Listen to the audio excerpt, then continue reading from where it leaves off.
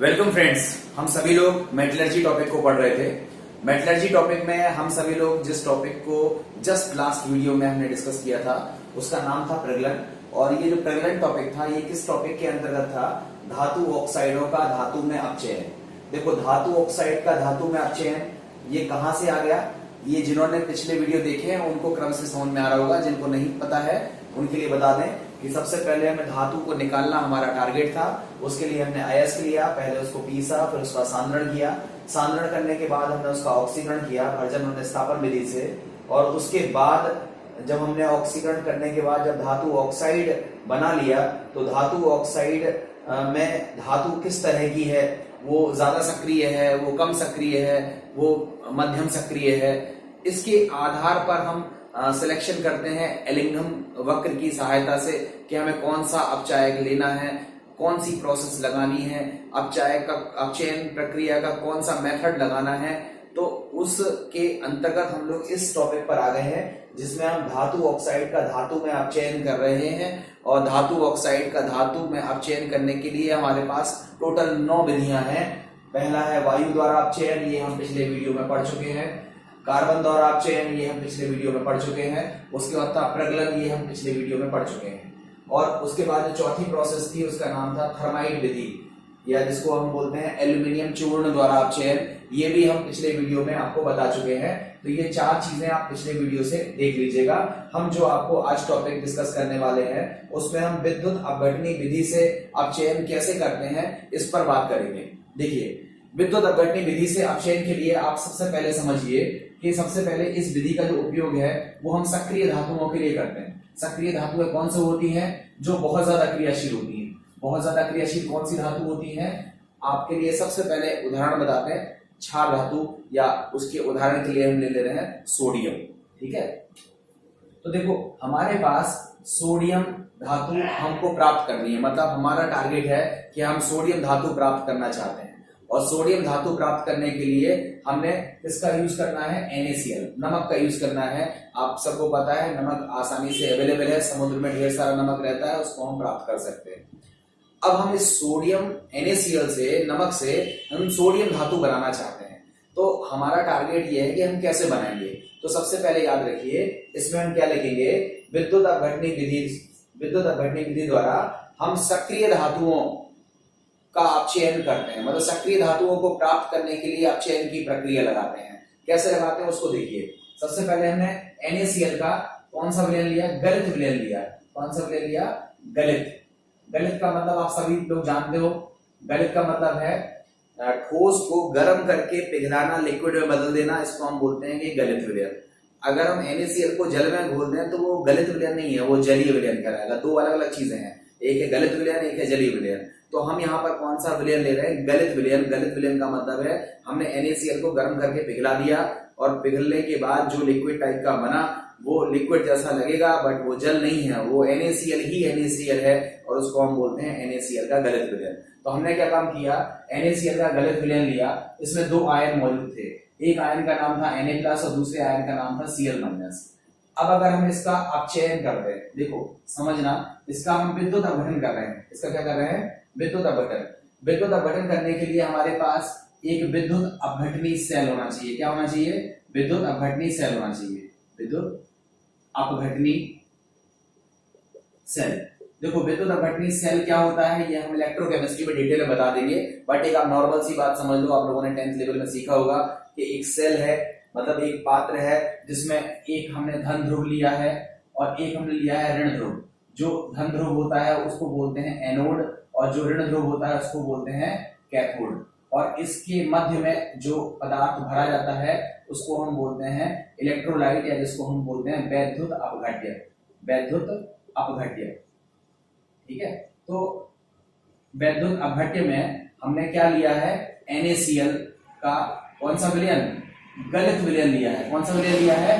गलित विलयन लिया है सेल में, और 2 इलेक्ट्रोड लगाए हैं। और ये 2 इलेक्ट्रोड कैसे होने चाहिए? निष्क्रिय इलेक्ट्रोड होने चाहिए। देखो इलेक्ट्रोड 2 तरह के होते हैं, सक्रिय इलेक्ट्रोड होते हैं और निष्क्रिय इलेक्ट्रोड होते हैं। सक्रिय और निष्क्रिय इलेक्ट्रोड के बारे में हम इलेक्ट्रोकेमिस्ट्री में आपको बताएंगे। अभी फिलहाल आप इतना समझ लीजिए कि ये इलेक्ट्रोड हमने ग्रेफाइट की ले ली है। ठीक है, क्या ले लिया? ग्रेफाइट का इलेक्ट्रोड ले लिया, NaCl का उसमें गलत विलयन भर दिया इस सेल में और फिर विद्युत धारा प्रवाहित करी। तो हम क्या देखते हैं कि जो कैथोड है, कैथोड पर कौन सी प्रक्रिया होती है, आप सभी लोगों ने पढ़ा होगा। कौन सी प्रक्रिया होती है? अपचयन की होती है, रिडक्शन की प्रोसेस होती है। और रिडक्शन की प्रोसेस होगी तो जो Na+ आयन है वो इलेक्ट्रॉन को गेन करके क्या बना लेगा? सोडियम मेटल बना लेगा, सोडियम धातु प्राप्त हो जाएगी। और एनोड पर कौन सी प्रक्रिया होती है? आप सभी लोगों ने पता होगा कि एनोड पर हम कौन सी प्रक्रिया कराते हैं? ऑक्सीकरण कराते हैं, ऑक्सीडेशन कराते हैं। और ऑक्सीकरण प्रक्रिया जब होती है तो Cl- आयन किस में कन्वर्ट हो जाता है? क्लोरीन गैस के रूप में निकल जाता है। तो क्लोरीन गैस हमारी निकल जाएगी और यहाँ पर केवल कौन सी धातु हमको प्राप्त हो जाएगी? सोडियम धातु की हमको प्राप्ति हो जाएगी। इस तरह से हम क्या बोलते हैं कि क्षार धातुओं के लवण या सक्रिय धातुओं के लवण के गलत विलयन का, ध्यान से समझिएगा, क्षार धातुओं के या सक्रिय धातुओं के लवण के गलत विलयन का निष्क्रिय इलेक्ट्रोडों के मध्य विद्युत अपघटन जब कराया जाता है तो अपचयन प्रक्रिया से हमें सक्रिय धातुओं की प्राप्ति कैथोड पर हो जाती है। और इस प्रोसेस का ये डिटेल है, इसकी रिएक्शंस है। अब कभी कभी ये क्वेश्चन पूछा जाता है कि अगर हम NaCl का गलत विलयन न लेकर के जलीय विलयन ले लें, या कहें तो सक्रिय धातुओं का हम गलत विलयन लेते हैं मगर हम अगर जलीय विलयन ले लें तो क्या होगा? तो देखो, जलीय विलयन में सबसे पहले दो चीजें होंगी। तो NaCl जो है एक्वस जब होगा तो Na+Cl- में टूटेगा। H2O भी इसमें मौजूद है, चूंकि जलीय विलयन है इसलिए इसमें कौन से आयन होंगे? H+ होगा और OH- होगा। H+ होगा और OH- होगा। इस तरह से दो कैटायन है, दो एनायन है। इन दोनों में से जब हम रिडक्शन की बात करेंगे, यही प्रोसेस, अभी हमने NaCl का कौन सा विलयन ले लिया? जलीय विलयन ले लिया, एक्वस सॉल्यूशन ले लिया। अगर हम ऐसा लेते हैं तो फिर कैथोड पर हमें सोडियम धातु प्राप्त नहीं होगी। कौन सी धातु प्राप्त हो जाएगी? हाइड्रोजन गैस प्राप्त हो जाएगी। कौन सी गैस प्राप्त होगी? हाइड्रोजन गैस प्राप्त होगी। एनोड पर तो ठीक है, क्लोरीन गैस ही मिलेगी। और विलयन में कौन से आयन बच जाएंगे? Na+ बचेगा, OH- बचेगा एंड फाइनली रिएक्शन करने के बाद वो किस में परिवर्तित हो जाएगा? NaOH में बदल जाएगा। तो हमारा आंसर होगा कि यदि हम NaCl का गलत विलयन न लेकर उसका जलीय विलयन लेते हैं और फिर उसका विद्युत अपघटनी सेल में निष्क्रिय इलेक्ट्रोडों के मध्य विद्युत अपघटन कराते हैं तो हमें धातु की तो प्राप्ति नहीं होती है बल्कि धातुओं का हाइड्रोक्साइड प्राप्त हो जाता है। अगर हम सोडियम की बात करेंगे तो सोडियम हाइड्रोक्साइड मिल जाएगा, पोटेशियम की बात करेंगे तो पोटेशियम हाइड्रोक्साइड मिल जाएगा। धातु प्राप्त नहीं होती है, इसलिए हम जलीय विलयन का उपयोग नहीं करते हैं। हम किस विलयन का उपयोग करते हैं? गलत विलयन का उपयोग करते हैं। ये मोस्ट इंपॉर्टेंट क्वेश्चन है, बहुत पूछा जाता है कि सक्रिय धातुओं के, क्वेश्चन सुनिएगा, क्वेश्चन क्या पूछा जाता है? सक्रिय धातुओं के को प्राप्त करने के लिए हम उनके लवण का गलत विलयन का विद्युत अपघटन कराते हैं, जलीय विलयन का विद्युत अपघटन क्यों नहीं कराते हैं?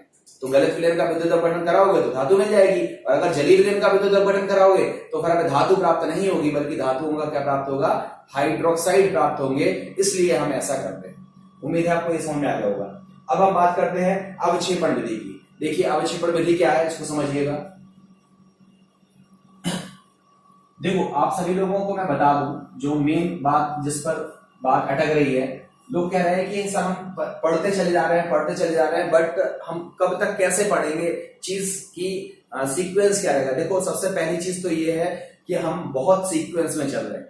मेरा जो भी बच्चा एक भी पार्ट मिस करेगा तो वो अगले पार्ट को कनेक्ट नहीं कर पाएगा। इसलिए मैं आपसे रिक्वेस्ट करता हूं कि आप बैक टू बैक देखते चलें। जिन्होंने पिछले पार्ट नहीं देखे हैं वो जरूर देखें क्योंकि एक पार्ट दूसरे से इंटर रिलेटेड है। आप अच्छे से देखोगे, आपको चीजें फिंगर टिप पे याद हो जाएंगी, बिल्कुल याद रखोगे आप।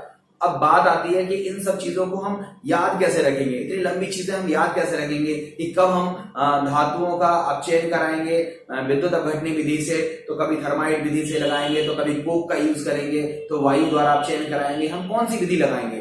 तो देखो, इसका मैं एक फ्लो शीट बनाऊंगा अभी।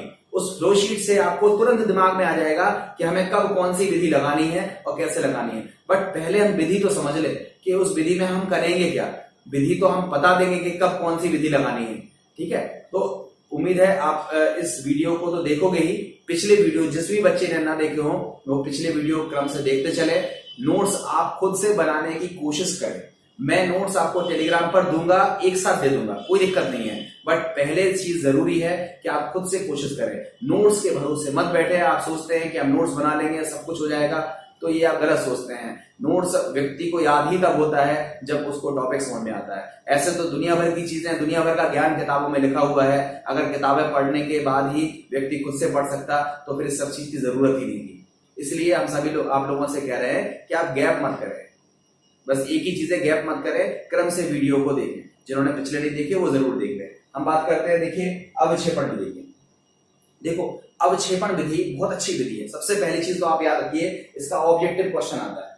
अवक्षेपण विधि या प्रेसिपिटेशन जो मेथड होता है, इससे कौन सी धातुओं को प्राप्त किया जाता है, तो याद रखिएगा सिल्वर को और गोल्ड को। सिल्वर और गोल्ड धातु के लिए हम ये विधि का उपयोग करते हैं। सिल्वर धातु के लिए और गोल्ड धातु के लिए हम इस विधि का उपयोग करते हैं। देखो इस विधि में होता यह है कि ये जो धातु है ये कैसी धातु है, नोबल मेटल है। एक तरह से ये कह लो कि बहुत कम क्रियाशील धातुएं होती है, ठीक है। और बहुत कम क्रियाशील धातुएं होती हैं, तो अगर हम कोई केमिकल लेते हैं तो सामान्य तौर पर ये देखा जाता है कि वो उस केमिकल में ये धातुएं हैं या इन धातुओं के जो सॉल्ट है वो घुलते ही नहीं है। सामान्य तौर पर जो केमिकल हम लेते हैं, एसिड जैसे गोल्ड है, ये तो अम्ल से भी क्रिया नहीं करती है, क्षार से भी क्रिया नहीं करती है, जल से भी क्रिया नहीं करती है। तो बड़ी समस्या है कि भाई इसको निकालें कैसे, मिट्टी से अलग कैसे करें। तो समस्या से निजात पाने के लिए हम क्या करते हैं कि ये जो अत्यधिक निष्क्रिय धातुएं होती हैं, ये बहुत कम क्रियाशील धातुएं होती हैं, इनके जो भी अयस्क होते हैं सामान्य तौर पर वो जल में घुलनशील नहीं होते हैं। हम क्या करते हैं, कुछ एक ऐसे केमिकल ढूंढते हैं जिनसे उनकी रिएक्शन कराते हैं, विशेष परिस्थितियों में कराते हैं, और जब वो रिएक्शन कर लेती हैं तो उसके बाद जो एक कंपाउंड मिलता है, एक पदार्थ मिलता है, वो पदार्थ एक कॉम्प्लेक्स होता है, संकर पदार्थ होता है, जटिल पदार्थ होता है, और वो जटिल पदार्थ जल में क्या होता है, घुलनशील होता है। हम उस जल में घुलनशील पदार्थ को प्राप्त करते हैं तो सारी की सारी जो धातु है वो कहां पर घुल के आ गई, संकर यौगिक के रूप में जल में घुल के आ गई। बाकी अचरा कचरा जो भी फालतू चीज थी वो सब नीचे बैठ गई, छान के अलग कर दिया। अब जो हमारे पास जल में घुलनशील पदार्थ है, उस जल में घुलनशील पदार्थ में अब हम एक ऐसी धातु डालेंगे जो धातु सिल्वर की जगह ले ले, गोल्ड की जगह ले ले, और सिल्वर से कहे चलो हट जाओ, आप दूर हो जाओ, प्रतिस्थापित हो जाओ, भाग जाओ। तो इसको हम बोलते हैं अवक्षेपण विधि। मतलब ये जो सिल्वर धातु अब निकल जाएगी तो कहां बैठ जाएगी, चुपचाप नीचे बैठ जाएगी। गोल्ड बैठेगा तो चुपचाप नीचे बैठ जाएगा। इस प्रोसेस को हम क्या बोलते हैं, अवक्षेपण विधि। तो आप सीधा सीधा सा याद रखिए कि जो अवक्षेपण विधि है उसका उपयोग हम कहां करते हैं, जो बहुत कम क्रियाशील धातु है, सिल्वर है, गोल्ड है, उनके लिए हम इसका उपयोग करते हैं। इस विधि में हम करते क्या है कि जो सक्रिय धातुएं होती है सबसे पहले उनकी रिएक्शन वेरियस केमिकल से विशेष परिस्थितियों में करा के पहले तो हम ऐसे कॉम्प्लेक्स बनाते हैं जो खुद जल में घुलनशील हो। जल में घुलनशील हो तो सारी धातु हमारी जल में आ गई कॉम्प्लेक्स के तौर पर, और अशुद्धियां नीचे बैठ गई, उनको पहले छान के अलग कर दिया। अब जो हमारे पास जल में घुलनशील जो धातु का कॉम्प्लेक्स है उसमें हम एक ऐसी धातु मिलाते हैं जो उस सिल्वर को अलग कर देती है, गोल्ड को अलग कर देती है, उसकी जगह खुद बैठ जाती है, और सिल्वर और गोल्ड अलग होकर के कहां आ जाएगा, नीचे आ जाएगा, अवक्षेपित हो जाएगा। इसलिए इस विधि को हम क्या बोलते हैं, अवक्षेपण विधि। अब देखो अवक्षेपण विधि में हम पहले तो एक समीकरण लिख रहे हैं, जिसको लिखने के बाद, इतनी भाषा लिखने के बाद आप एक समीकरण लिखोगे तो आपका कंटेंट पूरा हो जाएगा। हमने क्या किया, 2 moles ऑफ NaAgCN का होल ट्वाइस। ये एक सिल्वर का कॉम्प्लेक्स है, ध्यान से समझो। कहोगे ये कहां से आ गया, हम कैसे याद कर ले इसे, तो कोई दिक्कत नहीं है, आप इसको ऐसे याद कर सकते हो। ये जो ऊपर की जो दो रिएक्शन है इसको लिखने की जरूरत नहीं है, हम आपको समझने के लिए समझा रहे हैं कि एक हमारे पास सिल्वर का अयस्क है अजेटाइट, Ag2S इसका नाम होता है। हमने इसकी रिएक्शन करा दी किससे, NaCN से, सोडियम साइनाइड से करा दी हमने। तो हमने क्या देखा कि ये एक उत्क्रमणीय अभिक्रिया है और हमको मिलेगा 2 moles ऑफ NaAgCN का होल ट्वाइस, ठीक है, ये हमको मिल जाएगा। और साथ में कौन सी चीज मिलेगी, Na2S। ध्यान से रखना, हमने क्या काम किया, जो हमारे पास अयस्क था, सिल्वर का जो अयस्क था, उसकी रिएक्शन किससे करा दी, सोडियम साइनाइड या पोटेशियम साइनाइड के जल विलयन से करा दी, तनु विलयन से करा दी। तो हम लोगों को एक कॉम्प्लेक्स मिला जिसका नाम था सोडियम अर्जेंटोसाइनाइड, सोडियम अर्जेंटोसाइनाइड, और साथ में क्या बना था Na2S। चूंकि यह अभिक्रिया उत्क्रमणीय है इसलिए थोड़ी देर तो यह अभिक्रिया चलेगी, फिर एक साम्य अवस्था प्राप्त हो जाएगी। इसलिए हम इसमें क्या करते हैं, वायु प्रवाहित कर देते हैं, और वायु प्रवाहित करने से क्या होगा कि जो वायु है वो Na2S के साथ रिएक्शन करेगी और एक पदार्थ बनाएगी जिसका नाम क्या हो जाएगा, Na2SO4। अब बताओ, Na2S का कंजम्पशन हो गया, Na2S लगातार वायु से क्रिया कर रही है, तो ये Na2S की खपत होने लगी है, तो साम्य कहां जाएगा, अग्र दिशा में जाएगा, और हमें लगातार क्या मिलेगा, सोडियम अर्जेंटोसाइनाइड मिलेगा। और सोडियम अर्जेंटोसाइनाइड जो हमें मिला है वो जलीय विलयन के रूप में है, वो जल में घुलनशील होता है, वो जल में घुलनशील होने की वजह से हम घोल कर अलग कर लेते हैं। अशुद्धियां जो है अघुलनशील है उनको अलग फेंक देते हैं। उन अशुद्धियों को निकालने के बाद जो हमारे पास जलीय विलयन है वो है सोडियम अर्जेंटोसाइनाइड का। अब हम उसमें मिलाते हैं जिंक धातु, और जिंक धातु मिलाने पर हमको मिलता है Na2ZnCN का होल 4। ठीक है, ये एक पदार्थ में जाता है, मतलब सिल्वर की जगह कौन आ गया, जिंक आ गया। अब जिंक की वैलेंसी अलग होती है सिल्वर से, इसलिए यहाँ पर संकर यौगिक की थोड़ा सा स्ट्रक्चर में चेंजेस आ रहे हैं, बट फाइनली हुआ यह है कि सिल्वर को रिप्लेस कर दिया, सिल्वर को प्रतिस्थापित कर दिया किसने, जिंक ने, और ये बनाया। और जो सिल्वर धातु थी वो नीचे की तरफ बैठ जाएगी, और इस तरह से हमें सिल्वर धातु को प्राप्त कर लेंगे। अभी ये सिल्वर धातु जो हमने प्राप्त करी है वो अशुद्ध है, उसमें अभी भी अशुद्धियां हैं, उसको हम फर्दर प्यूरिफाई करते हैं, शुद्ध करते हैं। बट फिलहाल इस रिएक्शन में हमने क्या देखा कि ये सिल्वर का एक कॉम्प्लेक्स था जो जल में घुलनशील था, उसमें हमने एक धातु, सक्रिय धातु की क्रिया कराई जो सिल्वर से ज्यादा सक्रिय थी, और उसने इस सिल्वर को अवक्षेपित कर दिया। इसलिए इस विधि को हम बोलते हैं अवक्षेपण अथवा धातु का विस्थापन विधि। और इस विधि का उपयोग कहाँ किया जाता है, सिल्वर में किया जाता है और गोल्ड में किया जाता है। जिस तरह से हमने सिल्वर की रिएक्शन लिखी है उसी तरह से हम गोल्ड की भी रिएक्शन लिखेंगे।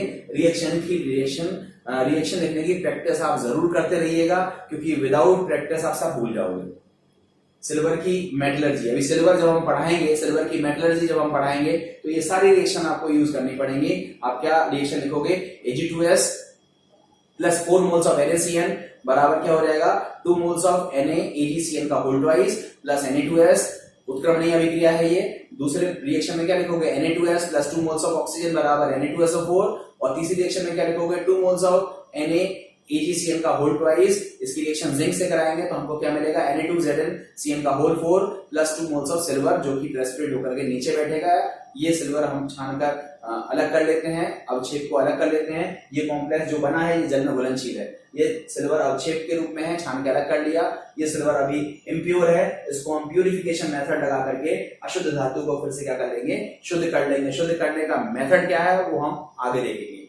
तो हमने इस तरह से कौन सी विधि पढ़ ली, अवक्षेपण विधि या धातुओं की विस्थापन विधि। अब हम बात करते हैं स्वतः अपचयन विधि पर। देखिए, स्वतः अपचयन में क्या होता है कि स्वतः अपचयन को आप ऐसा समझ लीजिए, जैसे हमने कोई धातु का निष्कर्षण करना है, ठीक है, तो हमने धातु का निष्कर्षण के लिए ये स्टेप लगाए, इसको पीसा, सांद्रित किया, भर्जन, विस्थापन, ये सब लगाया।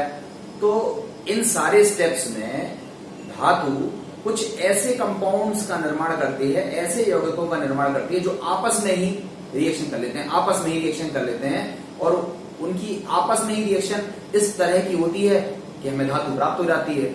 इसको हम बोलते हैं स्वतः, अपने आप अपचयन हो गया, हमें कुछ करना नहीं पड़ता, इसको हम बोलते हैं स्वतः अपचयन। देखो, इसके 3 एग्जाम्पल मैं ले रहा हूं, मोस्ट इंपॉर्टेंट विधि है ये, बोर्ड एग्जाम में पूछी जाती है। देखो, मैं उदाहरण लेने से पहले आपको एक लाइन और बताना चाहूंगा। देखो बेटा, मैं वीडियो में लॉलीपॉप टाइप की चीजें पढ़ाता जाऊं जो बोर्ड में आती ही नहीं है और केवल आपको समझ में आती जाए, तो वो लॉलीपॉप टाइप वीडियो तो मैं नहीं बना सकता हूं। जो चीज रियलिटी है, आप NCERT की बुक देखो, आपको एक एक चीज अच्छे से दिखाई देगी कि हाँ, ये चीज हमें जो समझ में नहीं आ रही थी, वीडियो देखने के बाद तो मुझे सब समझ में आ रहा है। आप एक बार आजमा के देखिए। आप इस धोखे में मत रहिए कि हमें तो वो 2 क्वेश्चन बता दो जिससे हमारा बोर्ड निकल जाए, वो तो मैं लास्ट में कंसाइज कर ही दूंगा। वीडियो का ये जब लेसन खत्म होगा तो मैं इसमें से जो इंपॉर्टेंट क्वेश्चंस जो होते हैं उनको एक लेकर के 2-3 वीडियो बना दूंगा। उसको जो बच्चे सारी चीज नहीं समझ सकते हैं उनके लिए वो वीडियो काम कर रहेंगे, मगर जो बच्चे थोड़ा सा मेहनत कर सकते हैं, टाइम जिनके पास है और वो अच्छा करना चाहते हैं लाइफ में, तो वो क्रम से देखें और चीजों को समझने की कोशिश करें। एक बार आप कोशिश नहीं करोगे तो कोई नहीं समझा सकता आपको। बस वही चीज हम आपको यहाँ सिखा रहे हैं। स्वतः अपचयन में क्या होता है कि हम एक उदाहरण ले रहे हैं कॉपर का, एक उदाहरण ले रहे हैं लेड का, और एक उदाहरण ले रहे हैं मरकरी का। ये तीनों धातुओं की प्राप्ति हम किससे कर सकते हैं? स्वतः अपचयन से। कैसे करते हैं इसको आप देखिए। कॉपर का एक अयस्क होता है कॉपर पायराइड, जिसको हम बोलते हैं CuFeS2, जिसको कैल्कोपायराइड भी कहते हैं। इसको हमने बहुत सारे स्टेप लगाए, अयस्क को पीसा, भर्जन किया, निस्तापन किया, तमाम चीजें हमने लगाई। तो हम लोगों को फाइनली हम यहाँ क्या लिखेंगे, कॉपर पायराइड का जब धातु निष्कर्षण विभिन्न प्रक्रमों में कराया जाता है तो हमको दो पदार्थ मिलते हैं। एक पदार्थ का नाम है Cu2S और दूसरे पदार्थ का नाम है Cu2O। ये दो पदार्थ हमें मिल जाते हैं जो आपस में ही रिएक्शन कर लेते हैं। यहाँ हमारी भाषा क्या होगी कि कॉपर का प्रमुख अयस्क कैल्कोपायराइड है। इसका जब धातु कर्म विभिन्न स्टेप्स में विभिन्न पदों में कराया जाता है तो विभिन्न पदों के दौरान हमें दो पदार्थ प्राप्त होते हैं, Cu2S और Cu2O। आपने भर्जन की उदाहरण पढ़ी होगी, निस्तापन की उदाहरण पढ़ी होगी, बात्या भट्टी में उदाहरण पढ़ी होगी, आप पढ़ के देखिएगा, उसमें ये पदार्थ आपको बनते हुए दिखाई देंगे।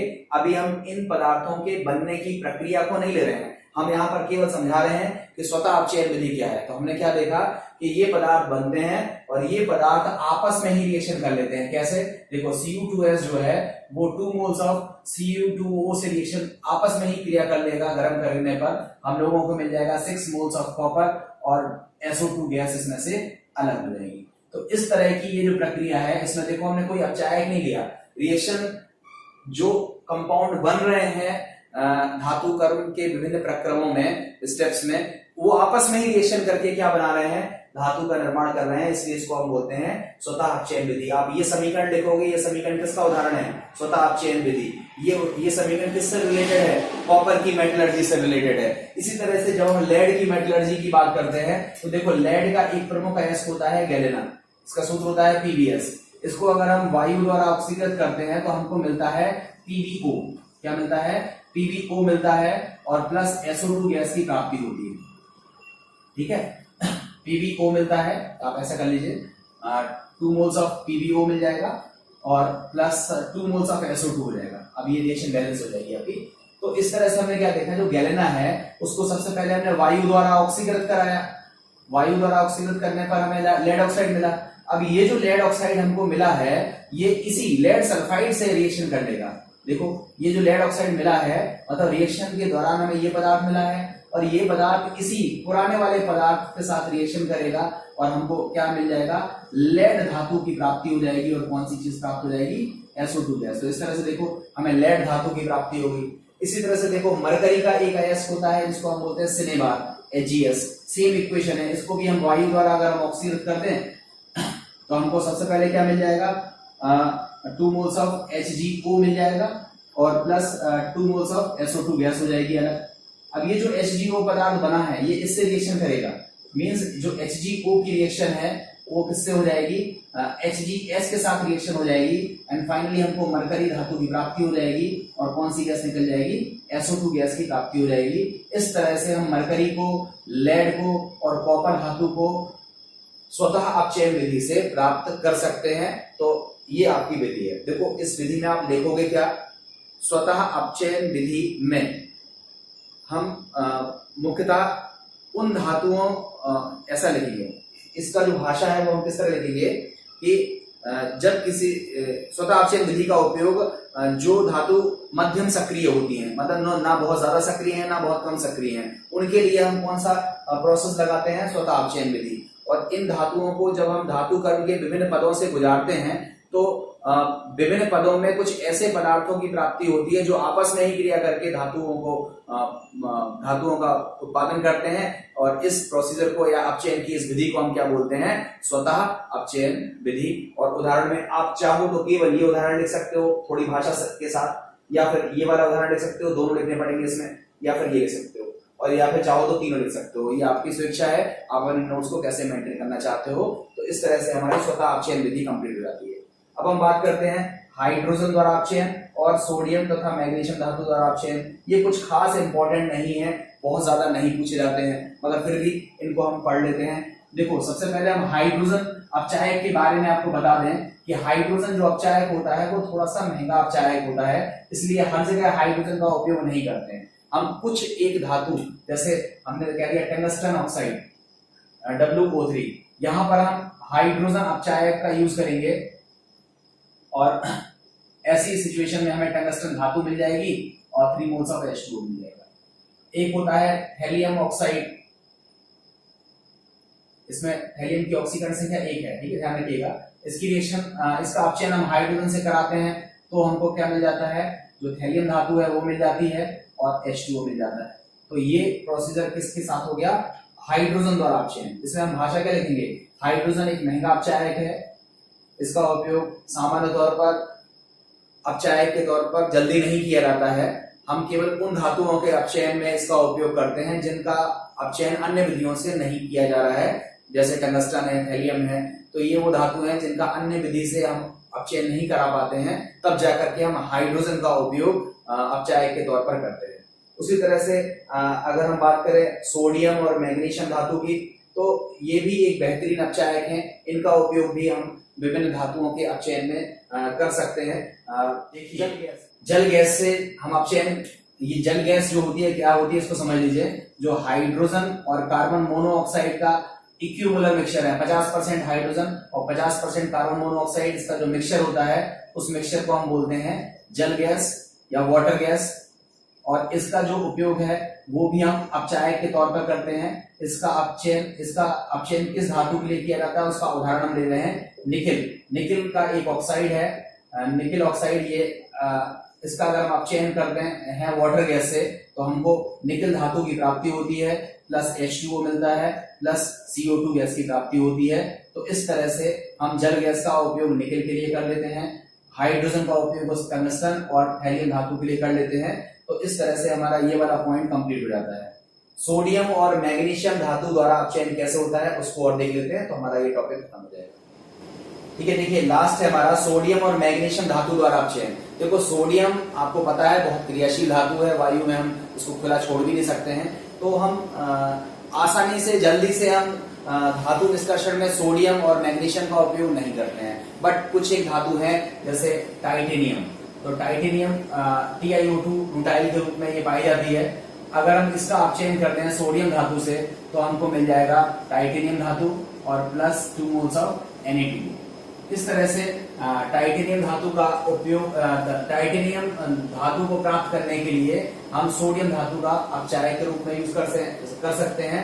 आप यहाँ पर चाहते हैं तो मैग्नीशियम का भी यूज कर सकते हैं, क्योंकि मैग्नीशियम की संयोजकता 2 होती है, इसलिए 2 मोल लेंगे तो हमको मिलेगा titanium plus 2 moles of magnesium oxide. तो इस तरह से टाइटेनियम धातु को प्राप्त करने के लिए हम सोडियम और मैग्नीशियम धातु का अपचयन के रूप में, अपचायक के रूप में इस्तेमाल करते हैं। तो इस तरह से हमारी अपचयन की ढेर सारी विधियां थी।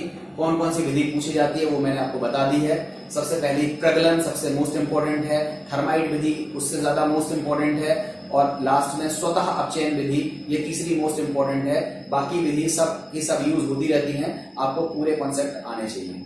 अब हम एक फ्लोशीट और बनाते हैं जिससे आपको एक आइडिया लग जाएगा कि किस धातु में हमें किस प्रोसेस को मूव करना है, उससे थोड़ा सा आपको हेल्प मिलेगी। देखिए जिन्होंने ये टॉपिक मतलब जो अपचयन की विधि है, अगर ये प्रॉपर तरीके से पढ़ा है तो अब उनके लिए पूरी चीजें सामने दिख रही हैं। देखो हम कौन सी धातु पर कौन सी प्रोसेस लगाएंगे, देखो यहाँ पर समझते हैं। हम सबसे पहले अयस्क लेते हैं, चाहे वो किसी भी धातु का क्यों ना हो। उसके बाद हमें कौन सी प्रोसेस लगानी है, पीसना है, और उसके बाद क्या लगाना है, अयस्क का सांद्रण। अयस्क का सांद्रण कौन सी विधि से करते हैं ये मैं सांद्रण में आपको बता चुका हूँ। सांद्रण के बाद अब यहां से हम 3 तरह, इवन 4 तरह की धातुओं को बांट देते हैं। मैंने यहाँ 3 बताया है, बट हम इसको 4 तरह में बांट देते हैं। पहला है जो बहुत सक्रिय है, जैसे थोड़ी देर के लिए सोचो सोडियम का कोई अयस्क, ठीक है, तो सोडियम का जो अयस्क है वो तो बहुत क्रियाशील होता है। तो सोडियम धातु बहुत क्रियाशील धातु है, उसको हम इस कैटेगरी में रख दे रहे हैं। कुछ धातुएं हैं जो मॉडरेट रूप से सक्रिय हैं, जैसे आयरन धातु है, कॉपर धातु है, ये मध्यम सक्रिय है। ये और कम सक्रिय है, जैसे थोड़ी देर के लिए ले लो लेड है या मरकरी है, तो ये हम यहाँ पर रखेंगे। और कुछ होती है एकदम निष्क्रिय टाइप की, जैसे होती है सिल्वर है, गोल्ड है, उसको हम इसके आगे चौथी विधि से कर देते हैं। तो देखो जो हमारे लिए अत्यंत सक्रिय धातु है उसके हम क्या करते हैं, अभी भी हमने सिखाया है कि गलित विलयन, उसका जो भी सॉल्ट होगा और उसका गलित विलयन लेंगे और उसका क्या करेंगे, विद्युत अपघटन, कैथोड पर अपचयन प्रक्रिया से हमको सीधी सीधी क्या मिल जाएगी, धातु की प्राप्ति हो जाएगी। तो सक्रिय धातुओं के साथ तो ये करना है। जो मध्यम रूप में सक्रिय होंगे, मतलब जो ना तो बहुत ज्यादा सक्रिय है ना बहुत कम सक्रिय है, बीच की स्टेज में है, तो दो संभावनाएं हो सकती है, या तो वो कार्बोनेट अयस्क के रूप में होगा या फिर वो सल्फाइड अयस्क के रूप में होगा।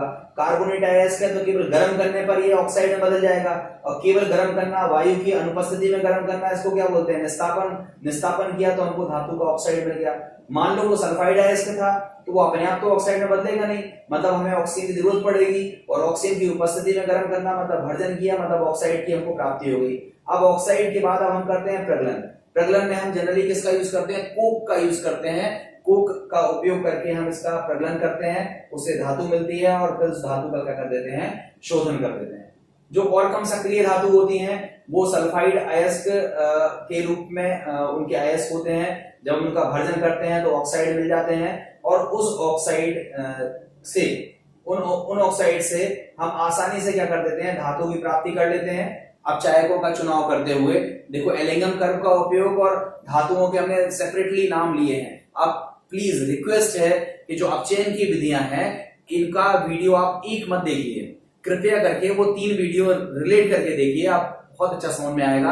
आप अधूरा अधूरा वीडियो देखोगे तो देखो हमें समझाने में बहुत दिक्कत होगी, बहुत लंबा वीडियो हम बना नहीं सकते हैं, मजबूरी है उस चीज की, अपलोडिंग में दिक्कत आती है।